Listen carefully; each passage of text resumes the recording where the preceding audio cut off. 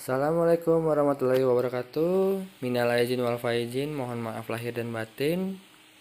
Nuansa Lebaran hari pertama. Di nuansa Lebaran hari pertama ini, gua lagi mau ngebahas atau nge-review helm juga. Tapi bukan si Twin ini. Kalau ini nanti gua mau ngebahas helm yang satu lagi pernah tenar di zamannya pada kala itu. Tapi ini juga masih tenar kok. Bahkan motifnya juga masih rare. Tapi ini yang satu lagi gue review juga cukup lumayan rare dari dulu sampai sekarang. Helm apa itu?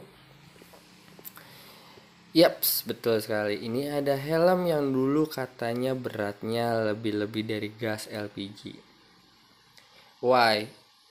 Kenapa? Karena beratnya minta ampun.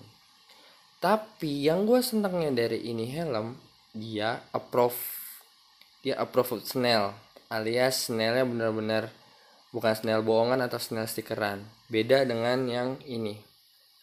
Kalau ini masih C4 mau masal mau res, walaupun yang dipakai pembalap langsung, ini jujur ini langsung dari Bang Dimas ya. Tapi walaupun dia nggak snail, dia approved screwed sebelum res.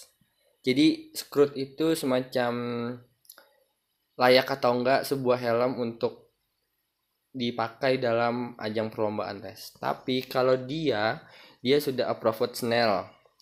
Dia kalau nggak salah 2000, ada yang 2010, ada yang 2015. Terus yang kedua, dia di tester bener-bener dijatuhin dari atas ketinggian berapa meter, terus dijatuhin alat berat juga. By the way, ngomong-ngomong masalah motif ini salah satu motif yang beneran rare, gua nggak bohong.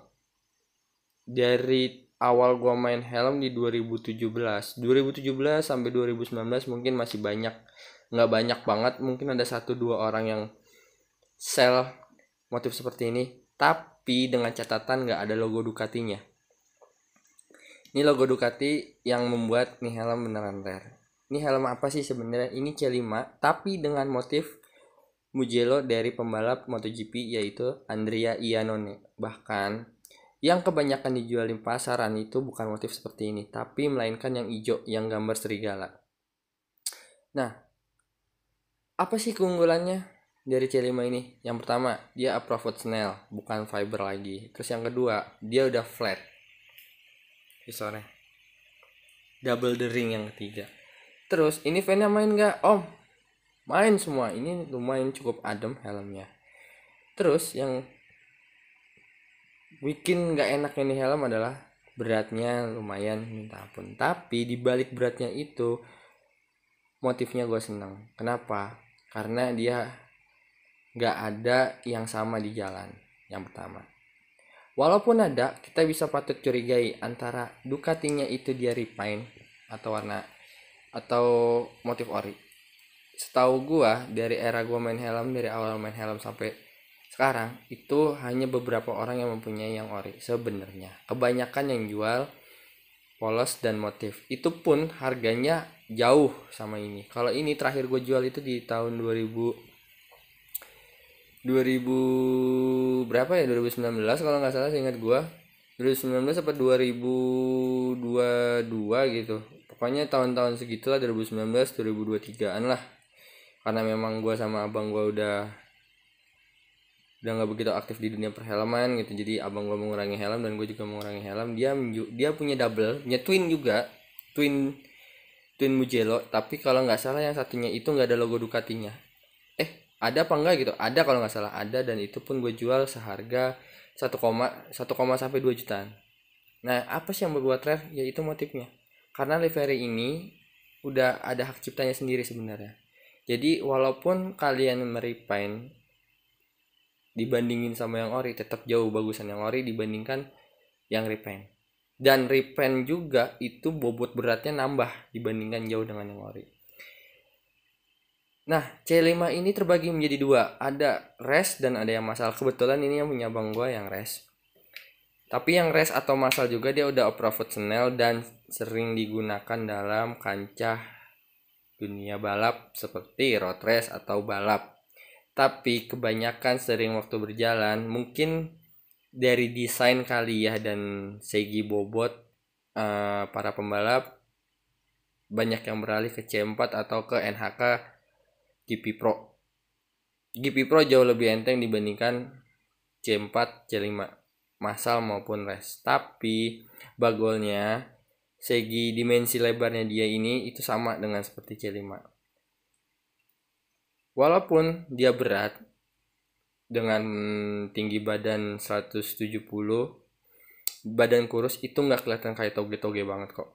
Abang gue sama gue juga berat badannya, tinggi badannya itu sama. Pakai ini helm juga nggak kelihatan toge. Nah, kalau untuk sekarang harga jualnya berapa om? Harga jualnya ini nggak jelas nih helm sebenarnya. Ini terus ini tuh C42, ini C4 terus sama ini KBC juga harganya nggak jelas. Kenapa nggak jelas? Karena ya itu harganya gelap, suka-suka yang jual. Karena mungkin kalau untuk motif dia ini masih bisa kita mainin harga karena memang nggak ada yang jual sama sekali. Tapi kalau untuk yang C4 Race gue yang bawa tuh karena memang kondisi X pembalapnya juga udah nggak begitu rapi, itu mungkin ya masih masih bisa dapat di under 700-an lah. Yang ini juga under GoPay pun juga dapat, ini juga under GoPay nih. Tapi kalau yang ini gue jual di bawah sejuta, itu gue rugi. Kenapa? Karena helm beneran kerawat, helm beneran mulus, helm beneran cakep, warnanya masih ngejreng kalau lu lihat langsung. Mau lu lihat langsung atau mau lihat di kamera pun itu bener-bener ngejreng, gak ada minus, helm bener-bener pajangan. Terus yang gue senangnya lagi apa? Ini fan-fannya aktif semua. C4 C5 itu fan gak bohong, mau massal mau race, dari sini pun juga enak, dari jidat adem, ini adem.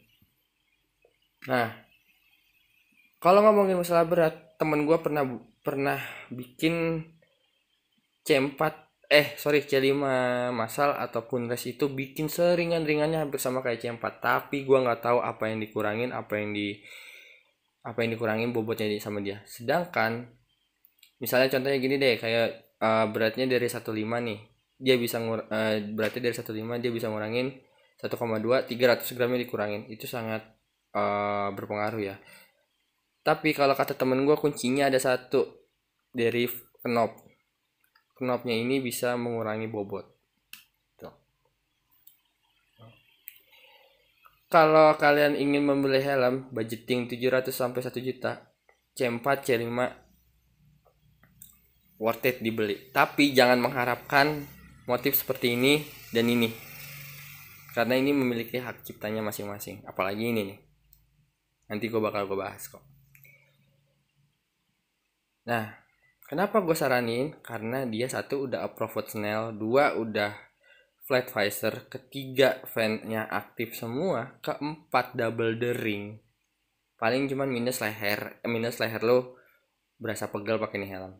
Tapi di balik itu pala lu aman.